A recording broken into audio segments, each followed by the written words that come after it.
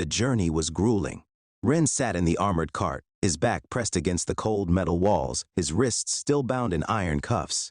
The road was long, stretching endlessly beyond the castle gates, through vast plains, dense forests, and desolate valleys. Days turned to weeks, each one blending into the next in an endless cycle of silence and discomfort. His escorts, knights, and soldiers sworn to the human kingdom treated him as little more than cargo. They never spoke to him, never acknowledged his presence beyond shoving food through the small slot in his cell. That food, if it could be called that, was nothing but old, dried meat, tough, stringy, and barely edible. It took effort just to chew it down, but hunger left him no choice. His stomach, once accustomed to proper meals, now growled in constant dissatisfaction. At night, when the cart stopped to rest, he would press his head against the cold steel and let exhaustion claim him. Sleep was a brief escape, but even in his dreams, he found no peace. The first dream was strange, disorienting, shapes shifting in an endless void, a deep voice echoing through the darkness. It was not a human voice. It was guttural, primal, something ancient and powerful. Yet the words were unclear, muffled as if spoken through layers of time and space. Ren could barely make sense of them, catching only fragments. Return, forgotten, bod be blood, destiny. He reached out, trying to grasp the voice, but the dream shattered like broken glass, and he awoke to the rattling of the cart. Night after night, the dream returned. Each time, the voice seemed a little closer, the words a little clearer, but always just beyond his understanding. "Who are you?" Ren thought, but no answer came. The dreams left him restless, and he found himself thinking about them even when awake. Was it a hallucination? A side effect of his new orc body? Or was someone trying to reach him? After weeks on the road, the terrain began to change. The lush green landscapes of the human lands had long faded into barren, cracked earth. The further they traveled, the more desolate the world became. And then, one day, the cart came to a halt. The door was unlatched, and for the first time since the journey began, Ren was pulled from the metal prison and forced to his feet. The sun was blistering overhead, the air dry and lifeless. Before him stretched an endless wasteland of cracked ground, jagged rock formations, and towering dunes of sand. The sky was vast, a pale yellow haze stretching as far as the eye could see. This was the outer rim, the land of monsters. A knight in full armor stood before him, his helmet concealing his expression. Without a word, he unlocked Ren's shackles and let them fall to the dirt. Ren flexed his wrists, rubbing the sore skin where the metal had pressed against him for weeks. The knight's voice was cold and emotionless. "You are forbidden from returning to human or demi-human lands. If you do, you will be executed on sight. No farewell, no ceremony, just exile." Ren exhaled, rolling his shoulders, feeling the weight of freedom, even if it was in the middle of nowhere. Without another word, the knights turned back toward their cart. The heavy doors shut, and within moments the vehicle was rolling away, leaving nothing behind but a trail of dust. Ren watched until the cart disappeared over the horizon. And then, for the first time since being reborn in this world, he was truly alone. No walls, no chains, only the wasteland. The wind howled as he turned to face the barren landscape, his sharp eyes scanning the horizon for any sign of life. There was nothing but dry rock, dead trees, and shifting sands. Ren trudged through the lifeless desert, his massive orcish frame cutting a lone silhouette against the shifting dunes. The wasteland stretched infinitely in all directions, a monotonous sea of golden sand and jagged sun-bleached rock formations. Days passed, each one a grueling battle against nature itself. The sun blazed mercilessly overhead during the day, its unrelenting heat baking the ground beneath his feet. At night, the temperature plunged, the warmth of the sun replaced by an icy chill that bit into his skin. He had nothing, no food, no water, no shelter. But he endured. Back in his human life, he wouldn't have lasted more than a day in these conditions. He had once been an old man, frail and fragile, but now he was something else. His hunger gnawed at his stomach like a starving beast, but he didn't collapse. His throat felt as dry as the cracked earth beneath him, but he didn't wither. His body kept moving, kept surviving, even when his mind screamed that he should have died long ago. This orc body, it's tougher than I thought. It was a strange feeling. He wasn't invincible. He could still feel the hunger, the exhaustion, the thirst, but he was holding up far longer than any normal human could. It was as if this body was built for survival. Still, even with his newfound resilience, he knew he couldn't last forever. If he didn't find food and water soon, even this powerful form would reach its limits.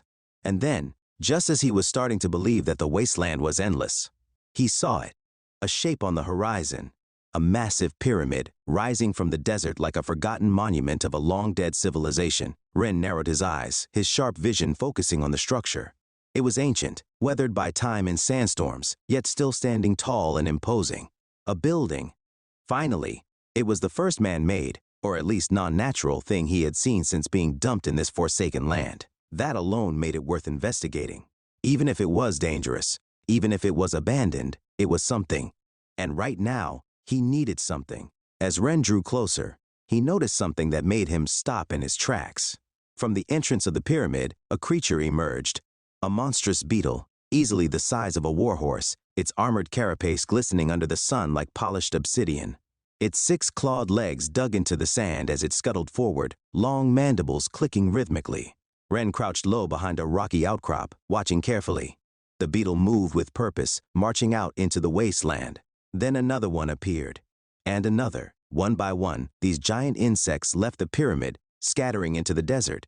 They never traveled together, always moving separately, venturing into the vast emptiness beyond. He watched for hours, long enough to notice something odd. They never came back. What the hell is going on in there? No matter how long he waited, no beetle returned to the pyramid.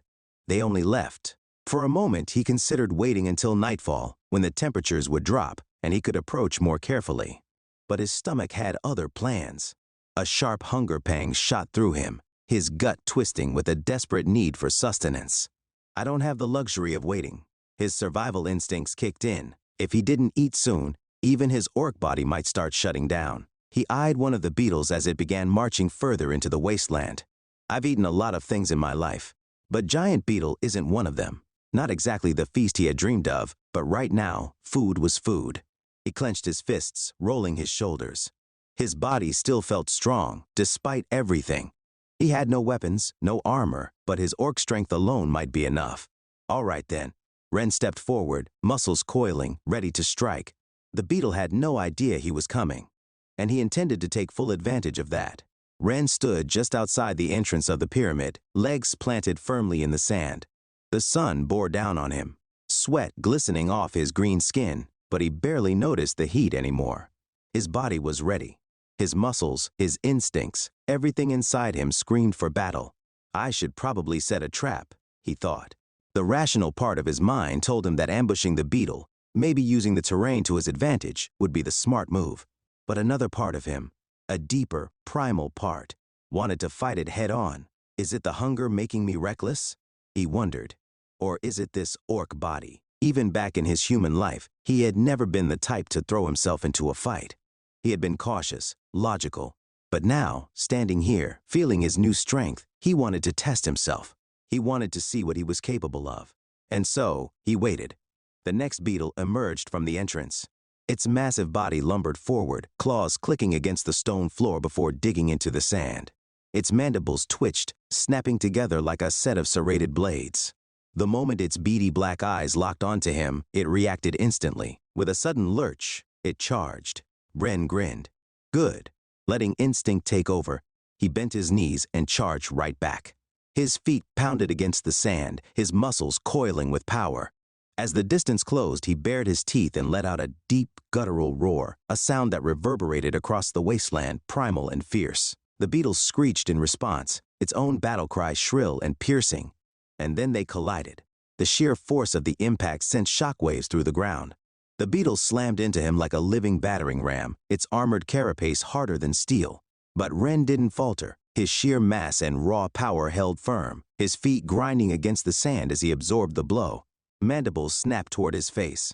He ducked, barely avoiding the crushing bite.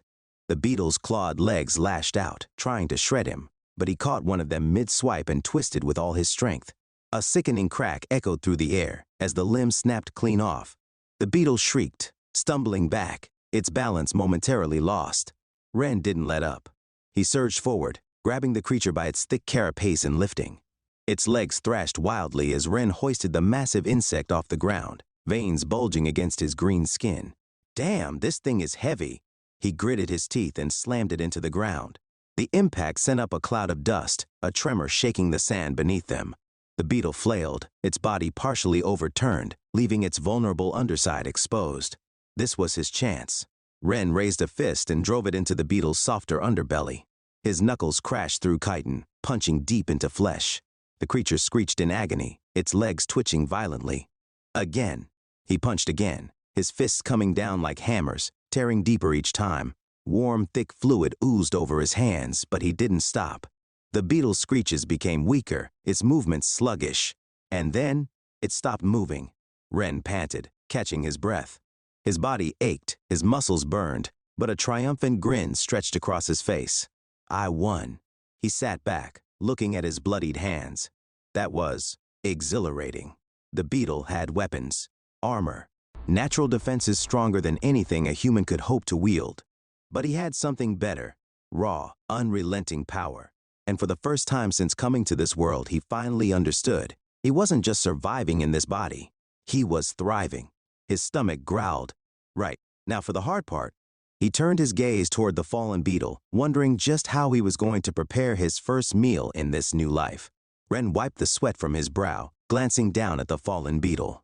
His body still hummed with energy from the fight, a strange sensation lingering in his muscles. I feel stronger. At first he thought it was just the adrenaline rush, but even as he calmed down, the feeling remained. It wasn't a massive difference. He wasn't suddenly twice as powerful, but there was a subtle increase in his strength, a raw energy simmering beneath his skin. Was it just his orc body adapting to battle? Or was something else at play? He didn't dwell on it for long. Right now, survival came first. Grabbing the beetle by its legs, he heaved it away from the pyramid entrance. The last thing he needed was another one of those things crawling out while he was eating.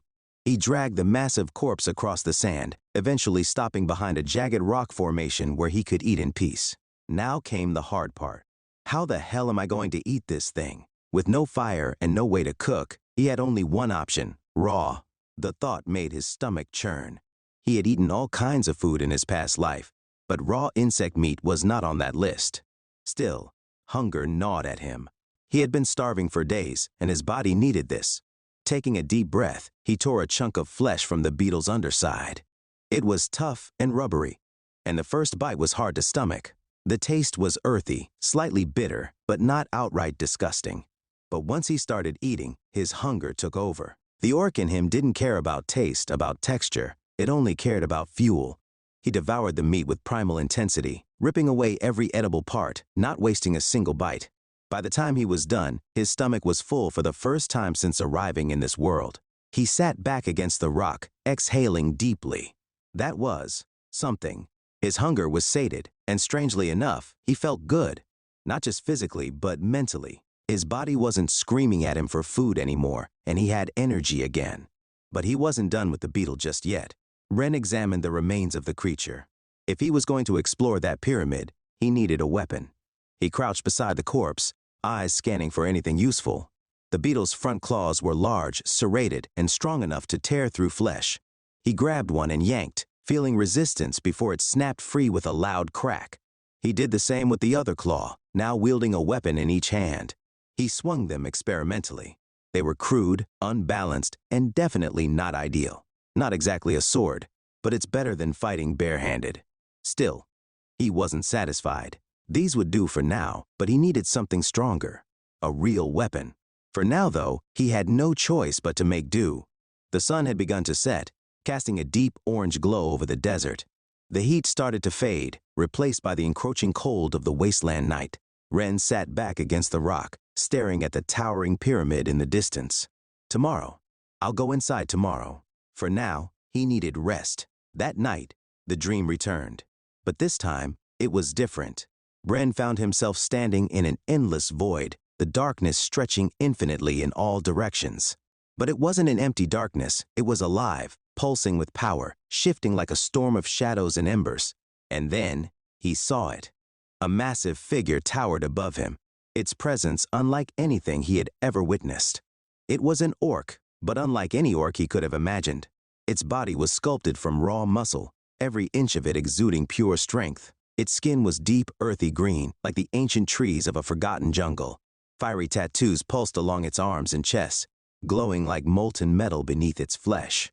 Its eyes burned with golden light, fierce and untamed, like the heart of a raging wildfire. A mane of dark, thick hair flowed down its back, wild and unrestrained, as if it had never known weakness. Two enormous tusks jutted from its lower jaw, sharp and curved, symbols of power rather than brutality. It stood atop a battlefield of shifting stone and sand, broken weapons and shattered bones scattered around its feet. Above, the sky was neither day nor night, but a swirling storm of deep reds and purples, lightning crackling through the abyss. Ren could feel the sheer weight of its presence. A force of nature. A being of raw might. This was no ordinary orc. This was something beyond. The being gazed down at him, silent yet commanding. There were no words, no whispers, only the feeling of something ancient watching him, judging him. Ren's breath caught in his throat. His instincts screamed at him to kneel, to bow his head, to submit. But another part of him, the orc in him, refused. Instead, he stood firm, his fists clenched, his head held high. The figure didn't react. And yet, Ren could feel its satisfaction. Not spoken, not expressed, just understood. For a long moment, he simply stared at the being, drinking in its presence. If there is an orc god, this has to be it. No other name suited it. No other title was worthy. This was the embodiment of strength. The pinnacle of orcish might. The orc god. The god wasn't just watching this time. It was pleased. Ren could feel it. An unspoken approval radiating from the massive figure. It was because of the fight. Because he had chosen battle over hesitation. Because he had embraced strength. Ren's eyes narrowed in the dream. So that's it, huh? You like seeing me fight? The orc god didn't respond, but he didn't need to. The answer was already clear. And then, the dream faded. Orc god didn't respond, but he didn't need to. The answer was already clear. And then, the dream faded.